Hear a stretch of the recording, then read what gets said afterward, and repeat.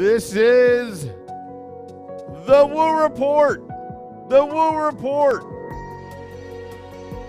Happy Devil's Tuesday. This is the Morning Woo. Streaming live on Facebook Live, YouTube Live, Twitter Live, and Twitch on the Let's Go Devils Network. Coming to you live from the bunker, the absolute bunker. Wow. What a game last night against the New York Rangers. And I'll tell you, in full disclosure, I actually have technical difficulties right now. I'm hoping this actually works. But last night's game against the New York Rangers, that was absolutely awesome. Absolutely awesome. And this young Devils team learns very quickly. And I couldn't be more pleased. NY Davey says no sound. I don't believe NY Davey. See, here's the problem with you fans. I actually have to, find people that I trust to tell me that the sound's good. But, yeah, anyway. I'm your host, Sam Wu. I'm lost for words. Last night at American Whiskey, what a party last night. Met a lot of people on Game Day Live. Big thank you to Bryce Salvador for coming on. The after party, the Devils After Dark, was just absolutely just insane. Outside of American Whiskey, if you go on Instagram, I should post it later on our social media channels, at Let's Go Devils Pod on Twitter. A couple people were climbing light poles. Then the Devils fans were mocking the New York Rangers goal song and just chanting it their version with the Rangers suck in between. And I will tell you that it was just a grand old time at American Whiskey, and the Devils are off to round 2. But this young Devils team, they learn very quickly. Yes, they do. They learn very quickly. And it's remarkable, the adjustments that they can make in a 7-game series where they go down 0-2 to the New York Rangers, the team that has more experience, the team that's going to win now. They loaded up and stockpiled at trade deadline. This young team figured it out. Game 3, 4, and 5, winning 3 straight. Had a dud in Game 6. Do-or-die situation at home. And the Devils pulled it off in convincing fashion. 4-0 victory. And it all started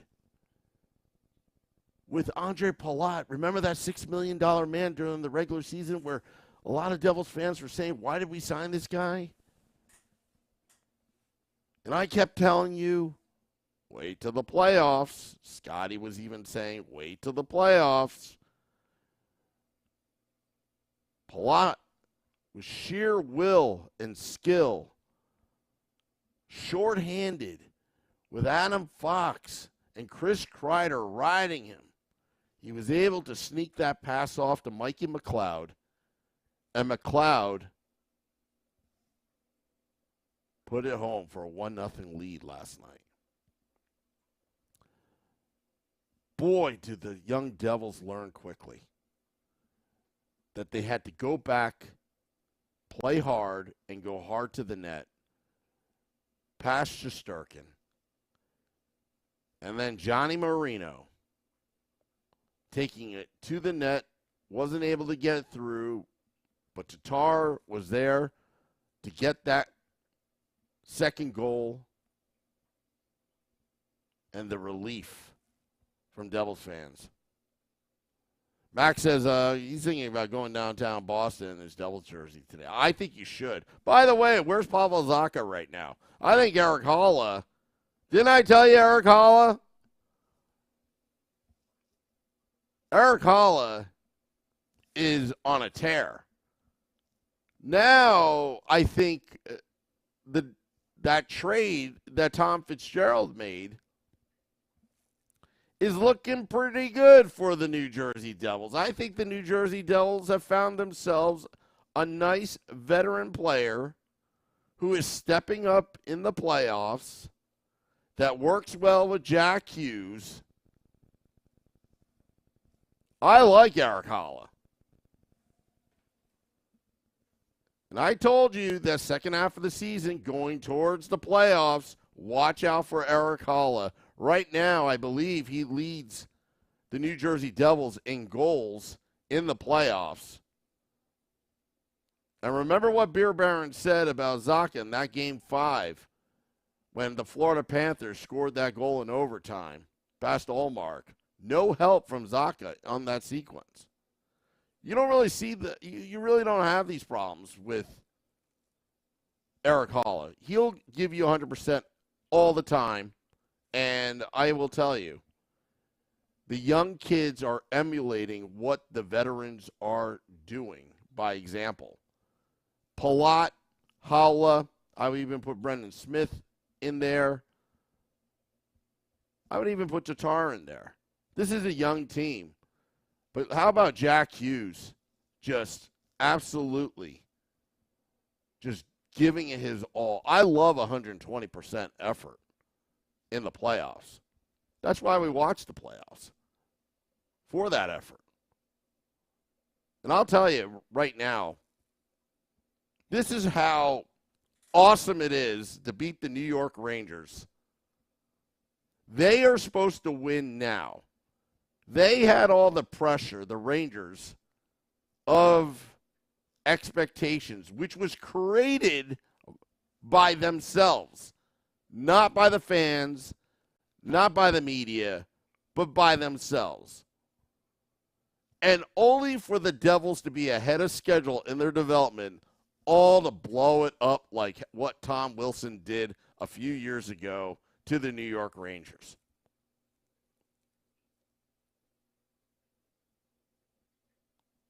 Case in point, both the Devils and the Rangers were going through a rebuild. If you remember, the New York Rangers sent a letter to their season ticket holders about a few years ago saying, hey, we're going to get this thing right. We're going to rebuild. Please be patient, but we'll be back. And the Rangers started to tear it down. And I thought to myself at the time, you know what? They're doing it right. This sucks. They're actually going to do it right. They're going to suck it up and rebuild through the draft and have a nice young team. Then Tom Wilson happened. And then the statements that were coming out of basically James Dolan's desk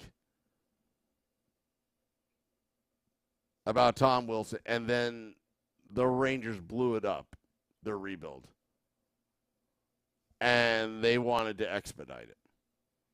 And through that process, in my mind, they cut corners. And they put a Band-Aid upon a Band-Aid, getting Tarasenko, getting Kane. I know you're supposed to do that before the playoffs. But the foundation really isn't there.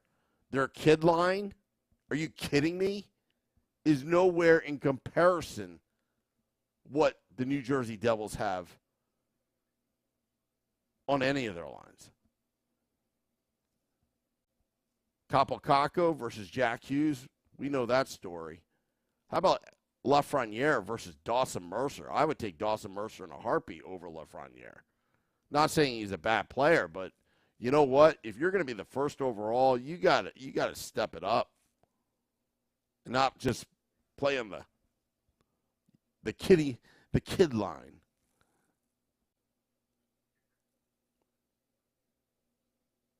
Max liked the old Yeller call, football call last night. Yeah, if you haven't heard it yet, go on our YouTube channel or any of our social media pages, or even download on Apple Podcasts. You'll hear it. It's around the 28-minute, 40-second mark. Brandon asked, did I sleep? Yeah, of course I slept. Not much, but of course I slept. Wyatt calls it the bus line, the Rangers kid line. And the Ranger fans are going to be complaining. They're going to be complaining, and let them complain, because we have too much to do for the second round, because the Carolina Hurricanes is going to be a tough team to beat, but the Devils have the speed and youth and the depth to get through them. It's going to be Rod Brindamore versus Lindy Ruff. Lindy Ruff pushing all the right buttons. Akira Schmid. Wow, what about a rebound game? Kind of reminds you a little bit of Marty Brodeur. You know, you have a bad game, you come back, short memory, boom, shutout. In a Game 7, no less. But this young Devils team, they learn quickly. Felix says, great job at Bryce yesterday. Yeah, thank you to Bryce Salvador yesterday. He was absolutely awesome. I'm going to send him a text later. And you know what? The big stage last night outside American Whiskey was just, it was electric. And we're going to continue to do that, weather permitting, for round 2. We're going to line up some guests as well. So if you're going to the game or you don't have a ticket, come down to American Whiskey. It is a fantastic place. Fantastic place. And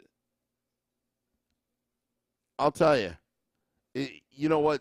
This is your moment, New Jersey, because the Devils, in their rebuild, to the credit of the organization, under Tom Fitzgerald and let's say Ray Shero as well, they did not cut corners in this rebuild. They did not cut corners. They were super patient. And they let the players develop. I love this team and their mindset. I love the fact that they're young.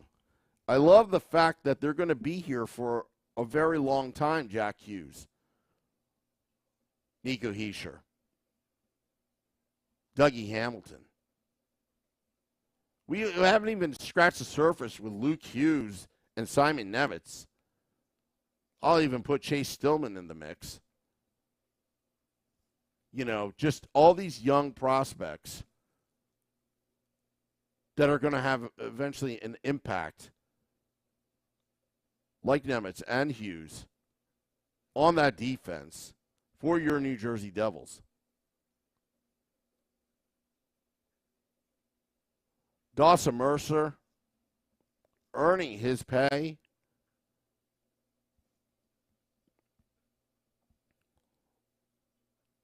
But you got to give credit where credit's due. Lindy Ruff and the staff, they're doing a great job. And they're going to go against a great team, the Carolina Hurricanes and Rod Brindamore. And we shall see. The schedule, I'm assuming, is going to be coming out today. I'm looking at the comments right now on the YouTube Live. But I'll tell you, I'm really happy about this New Jersey Devils team. I'm happy with the organization right now. They're doing everything right. It was so much fun last night. Game Day Live. The atmosphere on Edison Place outside of American Whiskey. Blasting Scotty's music. Having a good time. Talking a little trash. A lot of chanting. Then after the game, everyone's celebrating, the smiles on your faces. It was 10 to 12 years in the making, folks.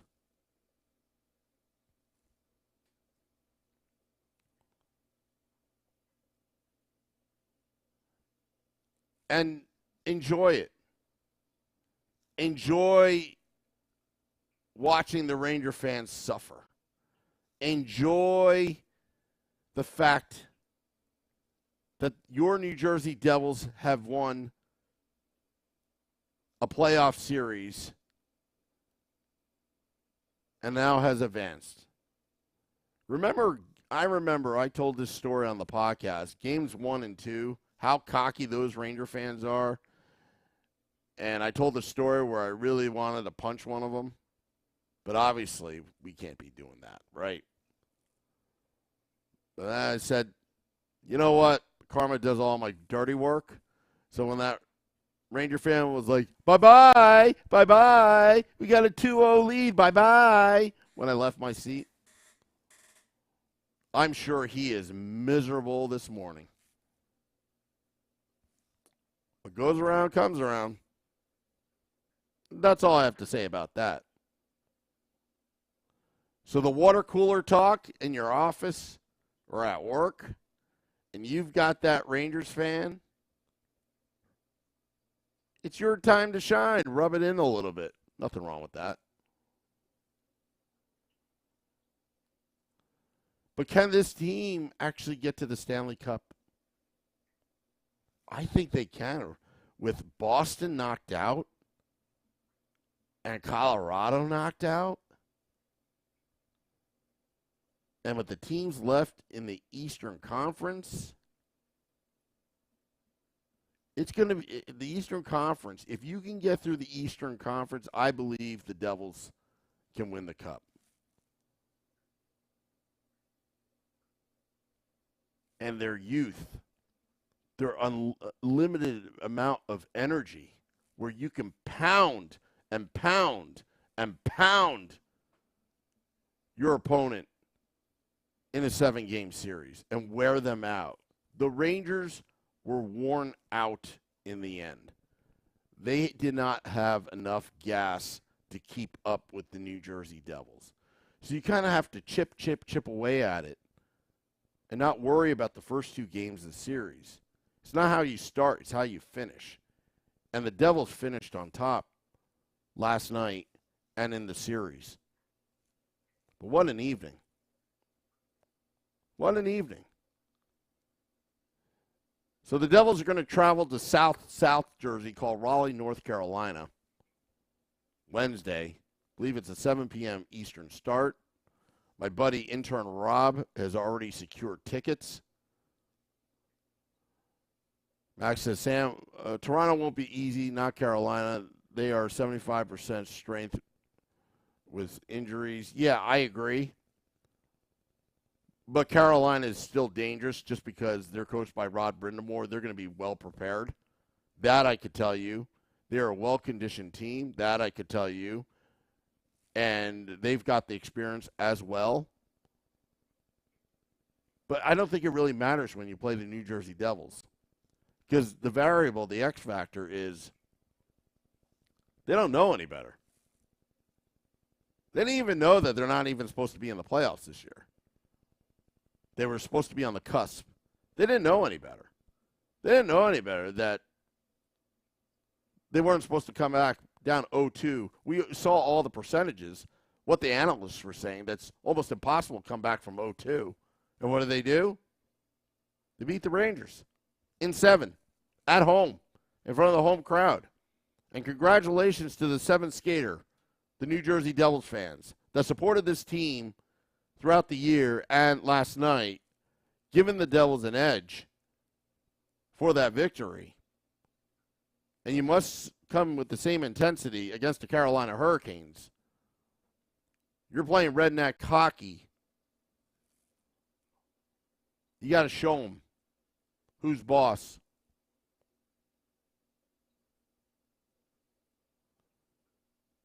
Yep, Ray Ferraro said that last night. The Devils' youth helps them because their legs shouldn't be tired. Again, that's an advantage of that young pipeline. And that pipeline is still full. Like, turn on the spigot, you've got some nice prospects coming to the New Jersey Devils lineup. The Devils are not in cap hell.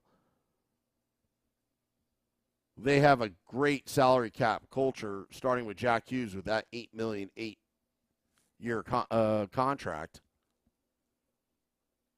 But I'll tell you, you know what? The New Jersey Devils right now, They're learning quickly. They're always in it, even if they're down. They're always in it.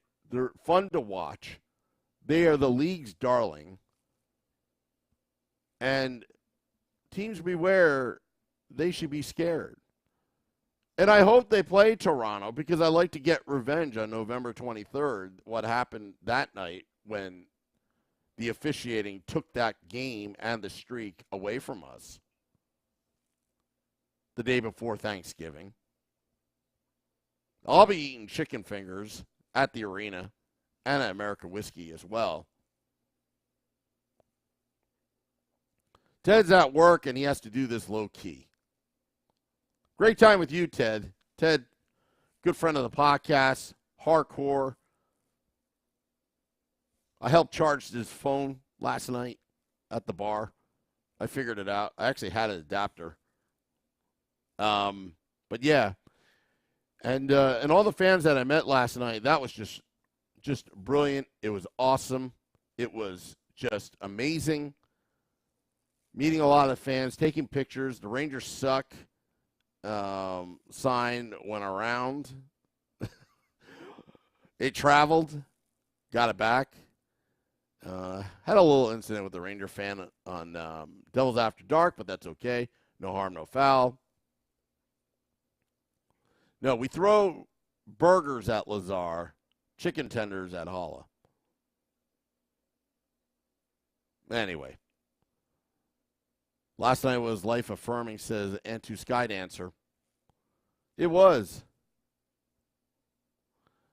Yes, yeah. So they had to kick that Ranger fan out because I was facing the other way. I didn't know what was going on. He wanted to take the Ranger suck sign, and he wanted to do some, it was some pushing and shoving. He actually pushed me on my back because I fell forward. So, so that's what happened. Yeah, and there's an Instagram video of DJ Biscotti at American Whiskey playing the Rangers goal song and the Devils fans just absolutely mocking it, having a good time. That's got to hurt if you're a New York Rangers fan.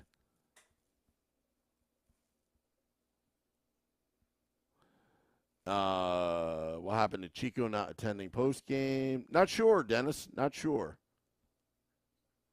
I'm all good, Max. I had security behind me. If you notice that there was the bouncer, Peyton took care of business. You can listen to the audio. Peyton threw the guy out. But I had my friends there. It wasn't as bad as it looked. But, these things happen. You got thrown out, and at American Whiskey, there's no tolerance for that kind of stuff. No tolerance for that kind of stuff. It's all good. Oh, yeah, we're going to need you to get your series predictions. We're going to have to figure out the scheduling here on the Let's Go Devils podcast. I got to get out very soon because, got to go to the water cooler today and talk a little trash to all those other fans that didn't advance to the second round. Kind of wait for those moments, And, and it's going to be a great time. It's a happy Devils Tuesday.